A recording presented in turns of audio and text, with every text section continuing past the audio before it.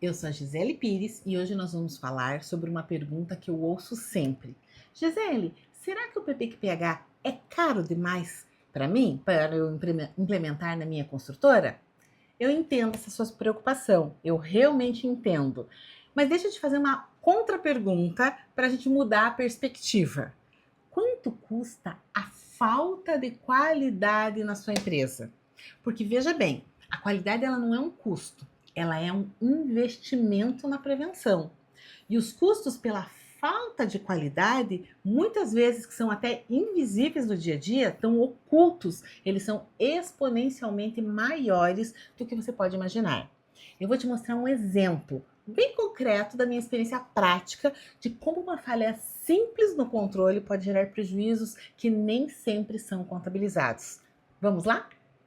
Quando falamos em custo da qualidade, eu inverto a pergunta: quanto custa a falta de qualidade? E a resposta é muito mais do que você imagina e espera. Falhas de planejamento na solicitação de materiais, falta do controle desses materiais recebidos na obra, eles podem gerar custos alarmantes. Esses custos, eles podem ser diretos, vinculados ao desperdício do material, você planejou errado e comprou mais do que precisaria, e eles são óbvios, ou eles podem ser indiretos, que são os custos perigosos, problemas construtivos que muitas vezes aparecem depois que a obra já foi entregue ao cliente, quando o cliente já está morando no imóvel. E aí, nós vamos usar um exemplo bem simples e que eu vejo acontecer todo o tempo em obra, que é o uso de argamassa estabilizada vencida. Sim, gente, para quem não sabe, argamassa, quando usada, a argamassa estabilizada, ela tem uma validade que pode ser de 24 horas, 48 horas, 36, 72 horas. E ela pode ser utilizada para assentamento de alvenaria, revestimento interno, revestimento externo, na fachada. E essas validades, elas precisam ser controladas. Ela é uma informação crítica para garantir a qualidade da argamassa que você utiliza. Muitas vezes a obra ela controla a validade da argamassa, só que ela controla o dia e ela esquece de algo muito importante. Ela precisa controlar a hora. Sim, a hora. Porque quando você recebe uma argamassa com, por exemplo, uma validade de 24 horas, e essa argamassa saiu da usina às 12h30, ao meio-dia e meio de ontem, significa que 24 horas de validade ela é válida até às 12h30 de hoje. Porém, o que acontece? A obra trabalha até as 17, 17h30, às vezes até mais tarde. E aí o pessoal continua utilizando essa argamassa após o horário de validade. E essa argamassa vencida pode trazer uma série de problemas construtivos para sua empresa. O uso da argamassa vencida, ela pode causar vários problemas futuros, como, por exemplo, desplacamento do revestimento da fachada, fissuração, falta de resistência. Agora, só imagina, será que muitas vezes aquele problema que aparece lá na assistência técnica e que você não consegue descobrir por que aconteceu, não pode ter origem nessa argamassa que você usou? Ou seja, a falta de controle de qualidade, a falta de controle de validade da tua argamassa pode te custar muito, mas muito caro mesmo. Para garantir a qualidade final do produto ou serviço, é necessário fazer algo muito simples, mas que é determinante para isso.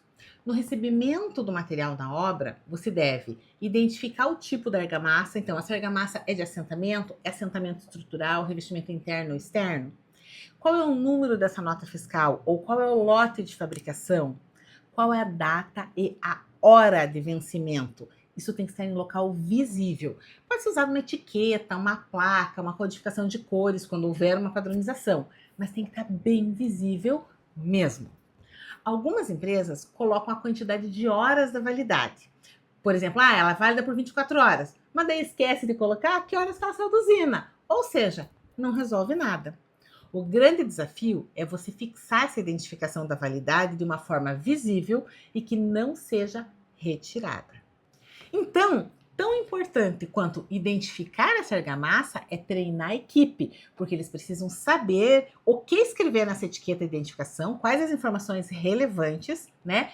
E para quem efetivamente executa o serviço, entender que ele não pode retirar essa identificação das caçambas, porque se ele retirar essa identificação, você está correndo o risco de utilizar uma argamassa vencida.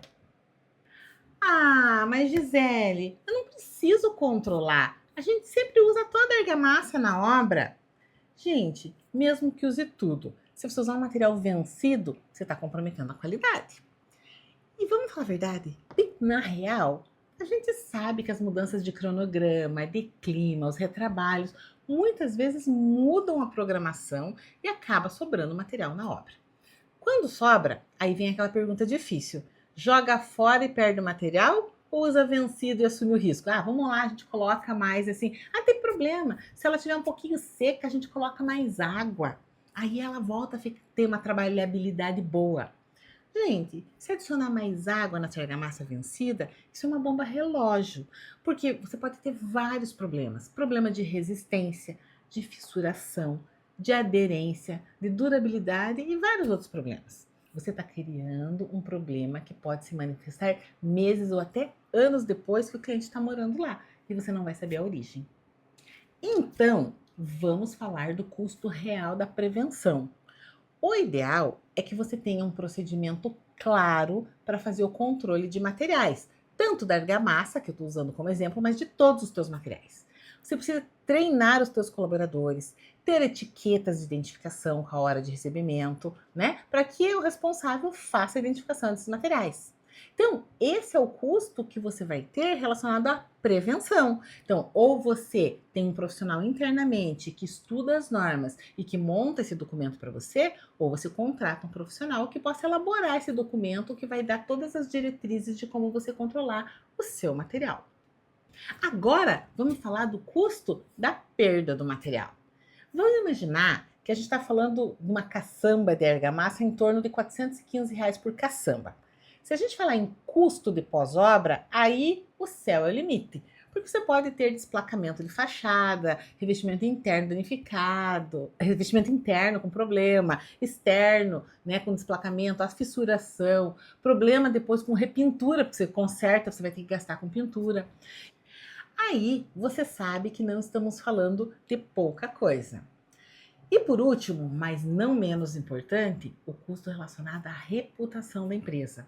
Hoje, devido às reclamações nas redes sociais, no site de Reclame Aqui, você muitas vezes perde vendas. E além disso, tem prejuízos relacionados a ações judiciais. Então, vamos voltar à nossa pergunta original.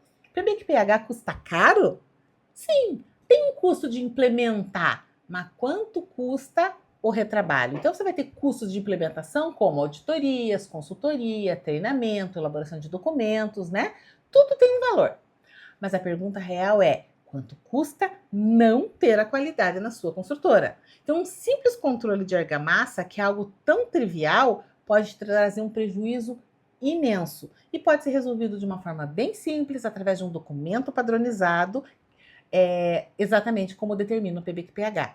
Quanto custa, na real, a não qualidade na sua empresa? Um simples controle de validade da argamassa é algo tão trivial e é um exemplo clássico de como a falta de um processo muito simples e bem documentado e padronizado, que é o que o PBQPH exige, pode gerar perdas financeiras significativas, desperdício de material e danos à sua reputação. E aqui vem aquela verdade incômoda.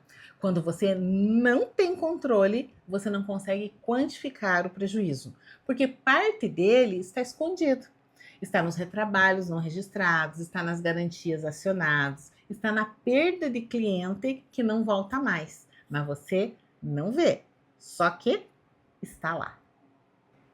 Então, agora vamos às recomendações para você evitar que esses problemas aconteçam na sua empresa.